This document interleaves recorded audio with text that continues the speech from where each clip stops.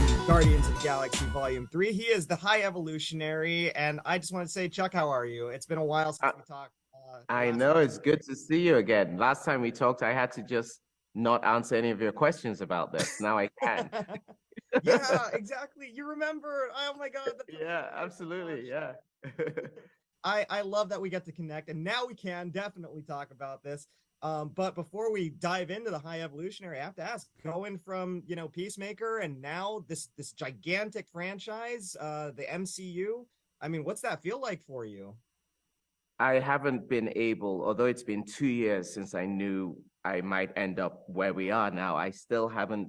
It seems like it's not enough time to process it. It's just so much going on in the sense that I can't believe that when I saw the premiere, that's me. It's still, especially when the Marvel thing started coming, at the beginning of the movie, all the Marvel comic things happen, and I saw myself in it. It's quite extraordinary. So I'm deeply humbled, deeply excited, slightly tired, but ultimately just very excited about the whole thing.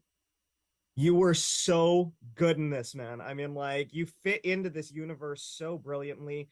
It was no doubt in my mind that you'd be good at this because of your performance as Mern, but Yeah. you just take it to the next level. You evolve that performance, for lack of a better term. Right. Yeah. For me, I have to ask, we in Marvel, we've got villains like Thanos, or Loki, who have some redeeming qualities to them, and then you've got villains like the Red Skull, who are just no good at all. Where would you Mm. say, or where would you put High Evolutionary on that scale? I think he's definitely not one of the ones that we look to redeem, or so far anyway.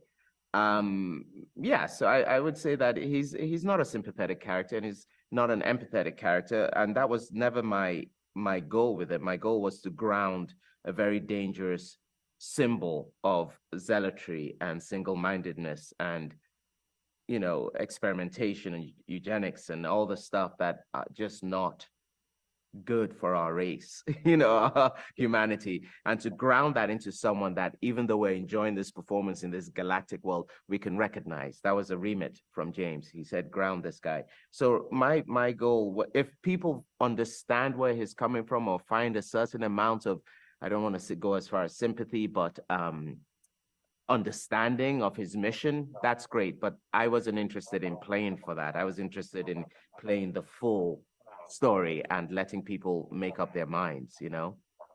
It actually works better for the movie because I feel like between Namor and maybe even Kang, we've had all these Mhm. villains that we try and sympathize with. It's kind of nice to get a villain that's just off the leash and just Yeah, as really as the double title down. says, villain. You know. Yeah, absolutely. And you play him with such you really want to hate this guy because of your performance. It's just so well done, honestly. Thank you. Yeah, I Your part of the performance is the ghoulishness of the makeup and the prosthetics. I mean, like, how long did it take for you to get into that? I mean, like, every day.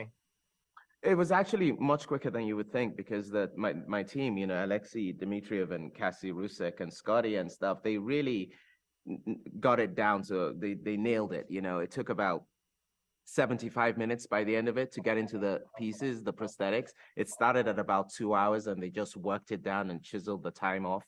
And then the suit, well, Juliana Makovsky and, all the team at Legacy and all that built it.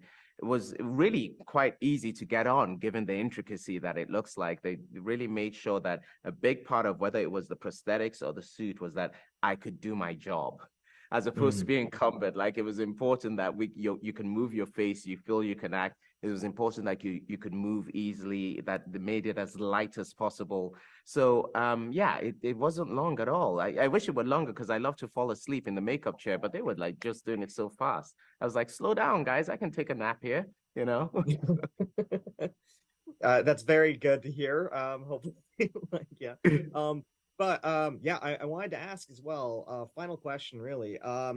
James never does anything in a movie without intent, with a lot of really good social commentary behind it as well. I Mhm. think that's kind of the crux of the High Evolutionary's character is he's trying to make the perfect society, and as the Mhm. Guardians are driving around, we see that society kind of reflects our own. I wanted Mhm. to know, and which is completely imperfect, but I wanted to know what you thought of that commentary, whether that fed into your performance at all. I mean, what did you think? You know, things like commentary and the bigger picture, I think is very dangerous when you as a performer start making your performance about that. That's in the hands of the writer, and that's in the hands of you doing your job. And that's James is a humanist. Two things that he's so strong at is, amongst many, is that his character development is off the charts amazing. And also he's so human. He feels things deeply. And I love the fact that I could go do my job without thinking, oh, this is the message I'm trying to send. All of us, the Guardians, could all do their job, whether you're the victim or the antagonist. You do your job, and because the story is so tight and the narrative is so clear, the audience go away and say, oh, I saw that. Oh, yeah, that reminds me of that. Oh, my God, that's what he was saying. This person will focus on that thing, this person on the other thing. It's not our job to funnel your way of thinking. It's our job to present and let you decide what you're going to take away from it. And no one does it better than James in many ways, because most of life's lessons are driven home with a bit of laughter, with a bit of tears, with a bit of joy, with the sadness. You can't bludgeon people over the head with messages. You have to make them want to sit there and reflect on them and come back to them, you know? Yeah.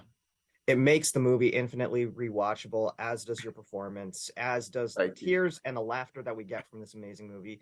Chuck, this has been amazing. I can't believe I get to talk to you again. And it was honestly a joy. And I love the outfit. You look great. Let's do it again sometime. Let's do it again with another franchise. Next franchise I join, we'll talk about it. Yes, let's definitely do. I'm excited for it. Fanboys, professional artists, and professors. Maybe a nerd who's just like you, talking about the things that you like too. So I invite you to the NOC. In full color, you see me. The hard knock life. Comics, movies, and TV. Yeah. Pop culture with a different perspective. Watch it on your screen, hit play, so check this.